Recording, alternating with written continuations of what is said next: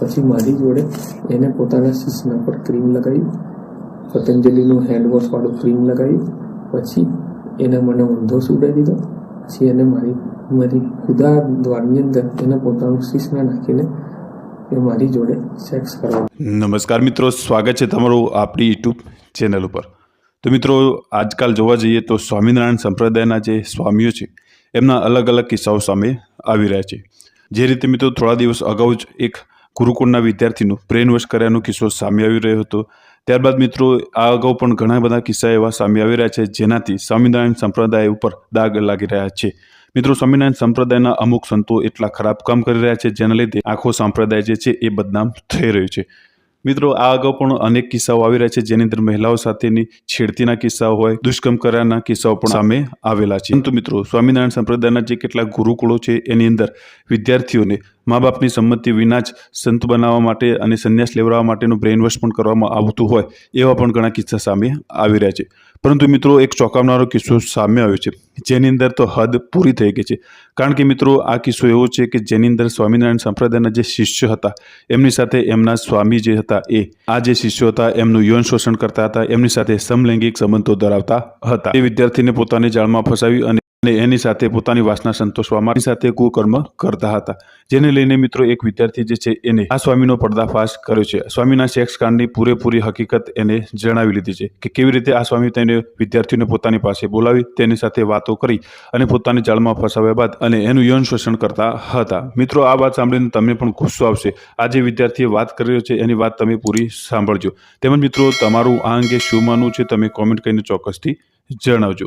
અને ચેનલ ઉપર નવા છો તો ચેનલને હાલ જ સબસ્ક્રાઇબ કરી બાજુમાં પેલું બેલ આઇકન પણ દબાવી દેજો. શીશને પકડીને પછી મને ઉત્તેજિત કરવા માંડ્યો. એટલે હું ઉત્તેજિત થઈ ગયો. પછી મને એવું કીધું કે તું કપડાં કાઢ નાખ. પછી મારા કપડાં કાઢ નાખ. પછી એને પણ એના કપડાં કાઢ નાખ્યા અને એને એ મારી જોડે બેડ પર એના જ બેડ પર નગ્ન સૂઈ ગયો. પછી મને એવું કીધું કે તું તો મારી રાણી છે, કે તું મને ખ્યાલ જ હતો, તારો જન્મ થતાં પહેલાં જ મને ખ્યાલ હતો કે તું આવીશ અને આપણા બેનો આવો સંબંધ બંધાશે. પછી એને મારો હાથ પકડીને મને એવું કીધું કે તું સોગંદ ખા, હરિકૃષ્ણ મહારાજની સાક્ષીએ સોગંદ ખા કે આ વાત તું કોઈને પણ નહીં કરે. શ્રીજી મહારાજ કે સ્વયં મુક્તાનંદ સ્વામી આવીને પણ કહે તો પણ તું આ વાત કોઈને નહીં કરે. મેં કીધું સારું, હું આ વાત કોઈને નહીં કરું. પછી એને શું કર્યું કે મને બાથરૂમમાં લઈ ગયા. પછી બાથરૂમમાં લઈ જઈને એને મને એવું કીધું, લે આ મારા આ દિગંબર શરીરનું દર્શન કર.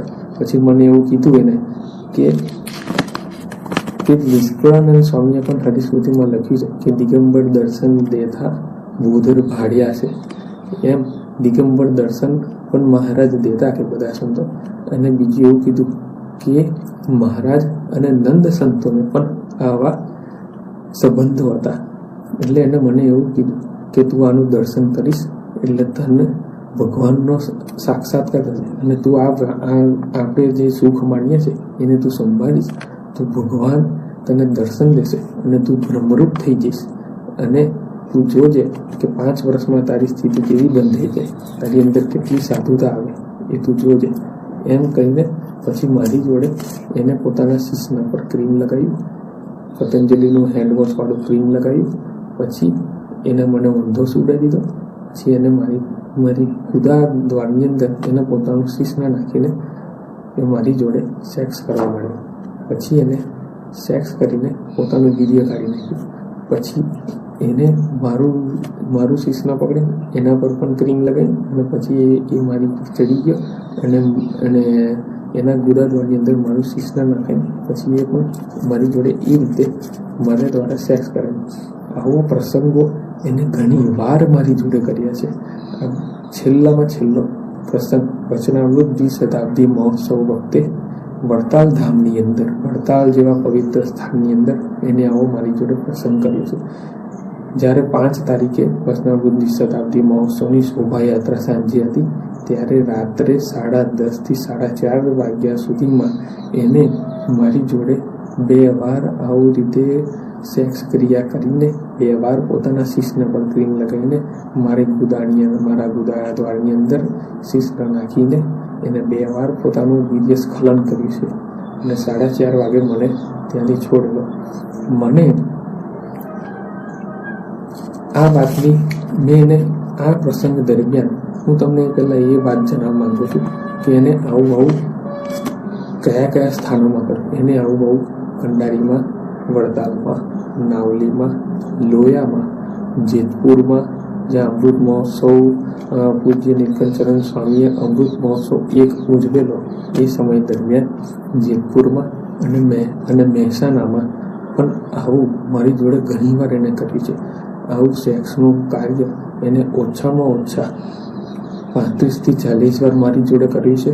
અને બીજું મારા હાથ દ્વારા એનું શિશ્ન પકડાવીને હસ્તમૈથુન પણ ઘણીવાર કર્યું છે. એને પણ કર્યું છે અને એને મારું શિશ્ન પકડીને પણ આવી રીતે વીર્યપાત કરાવ્યો છે. આવું તો ઘણીવાર લગભગ આવું વીર્ય હાથ વડે હસ્તમૈથુન કરીને વીર્ય કાઢવાની ક્રિયા તો એને લગભગ નહીં લગભગ 100 થી 150 વાર કરી છે મારી જોડે.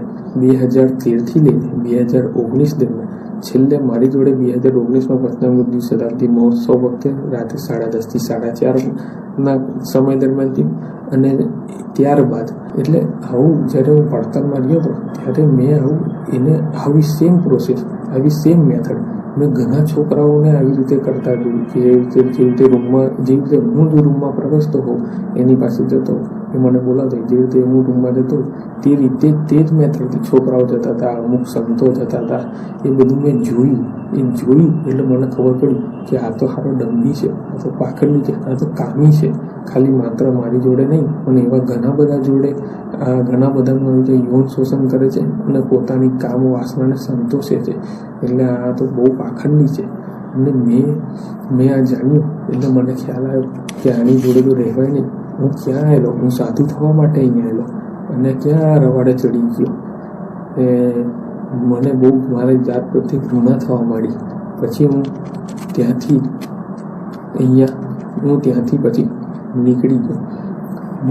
મારો આ વિડીયો રેકોર્ડિંગ કરવાનો ઉદ્દેશ એટલો જ છે કે જ્યારે હું ત્યાંથી નીકળ્યો ત્યારે મને આ લોકોએ જે એના સાધુઓ છે, જેમાં ખાસ કરીને દિવ્ય વલ્લભ સ્વામી કે જેને મને મારી નાખવા સુધીની પણ ધમકી આપવામાં આવી છે.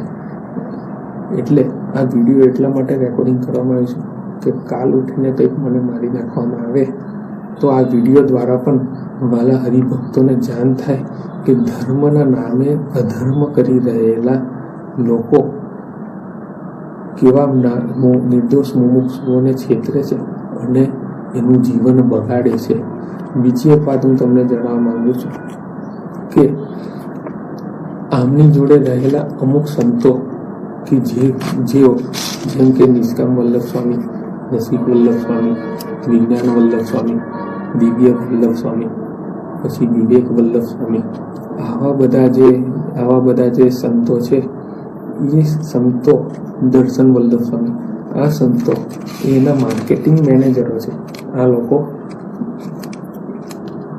ઘનશ્યામ પ્રકાશ શાસ્ત્રી સત્પુરુષ છે, એના રોમે ભગવાન વ્યાપી રહેલા છે, એને સર્વોપરીપણાની નિષ્ઠા છે. એવી બધી ખોટી વાતો કરીને શાસ્ત્રના પ્રમાણો લઈને એ લોકો આવા ધંધાઓ ચલાવે છે, એનું માર્કેટિંગ કરે છે. પછી છોકરાઓ જે નિર્દોષ જે છોકરાઓ હોય એ લોકોને આની પાસે રૂમમાં મોકલે છે અને એની પાસે એને આ ઘનશ્યામ શાસ્ત્રી ભોગવે છે. તદુપરાંત એવા ઘણા આવા બીજા ઘણા સંતો છે કે જેઓ પણ આનો લાભ ઉઠાવે છે. અને એ લોકો જે ઘનશ્યામ પ્રકાશની ડાયરી છે એ ડાયરીમાં ખોટા જે ભગવાનને દર્શન દીધા એવા પ્રસંગો છે એ ડાયરીના પ્રસંગોનો ખોટો મહિમા ઊભો કરીને જે મોક્ષ પીપાસુ હરિભક્તો છે એ હરિભક્તો પાસેથી રૂપિયા લે છે અને એ રૂપિયા ભેગા કરીને પોતે એ સુખ સાહેબી માને છે અને એ રૂપિયાનો ઉપયોગ પોતે હરવા ફરવામાં, મોટી સંસ્થાઓ ઊભી કરવામાં અને સુખ સમૃદ્ધિ ભોગવવાની અંદર કરે છે. શ્રીજી મહારાજ ખુદ વચનામૃત લોયાના 56માં એમ કહેતા કે જ્યારે કોઈ ભેગા 6 મહિનો રહે ત્યારે એને ખ્યાલ આવે કે આ વ્યક્તિ કેમ છે. વાલા હરિભક્તો, તમે તો પોતાના ઘેર રહ્યો છો, તમે એ સાધુ ભેગા 6 મહિના સમાગમ કરવા માટે નથી આવતા, પરંતુ જો તમે 6 મહિના ભેગા રહો તો તમને ખ્યાલ આવે કે આ કેવો પાપી છે, દંભી છે, પાખંડી છે. ગુણાતીતાનંદ સ્વામી પણ એવું પોતાની વાતમાં કહેતા કે જે સાધુ હોય એને તો ન મૂછિયા છોકરાઓ, એટલે કે જેને મૂછ ના ઉગી હોય એવા છોકરાઓથી દૂર રહેવું, કેમ કે એની અંદર પણ સ્ત્રીનો ભાવ હોય. અને પ્લસ મહારાજ વચનામૃતમાં પણ એમ કહેતા કે અસત્પુરુષ કોણ? તો કે જેને શિશ્ન અને ઉદર તેને વિશે પ્રીતિ હોય તે જ અસત્પુરુષનું લક્ષણ છે. એટલે તમે જો સર્ચ કરશો, તમે જો પોતાની આંખો ખુલ્લી રાખીને શાસ્ત્રના પ્રમાણે સહિત તમે જો જોશો તો આ તમને ખ્યાલ આવશે કે આ ઘનશ્યામ પ્રકાશ શાસ્ત્રી કેવો દંભી છે, પાખંડી છે. અને એ ઘનશ્યામ પ્રકાશ શાસ્ત્રી અને એનો જે સાધુ નિષ્કામ વલ્લભદાસ, એની વચ્ચે તો એવી ડીલ થઈ છે કે તારે મારો ખોટો ગુરુ મહિમા ગાવાનો, અને ખોટો ગુરુ મહિમા ગાઈને તારે બધે મારો પ્રચાર પ્રસાર કરવાનો.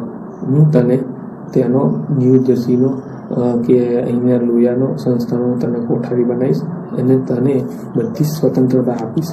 બીજી વાત, આ નિષ્કામ વલ્લભ સ્વામી શું કરે? નિષ્કામ વલ્લભ સ્વામી છે ને એ કોઈ પણ હરિભક્તો પાસે બેસે તો એમ જ વાત કરી કે તમારે ગુરુજીનો એવો મહિમા સમજવાનો કે આવા સાધુ તો બ્રહ્માંડમાં ક્યાંય નથી. તો મેં જ્યારે એને એવું કીધું કે આવો ગુરુ તો આવા ધંધા કરે છે, આમ કરે છે, તેમ કરે છે, એ મારી જોડે આવું યૌન શોષણ કરે છે, બીજા કેટલાય સંતો હરિભક્તોના છોકરાઓ જોડે આવું યૌન શોષણ કરે છે, ત્યારે એને તો એમ કીધેલું કે મને જો આવી ખબર પડે ને તો હું ધોત્ય ઉતારી દઉં.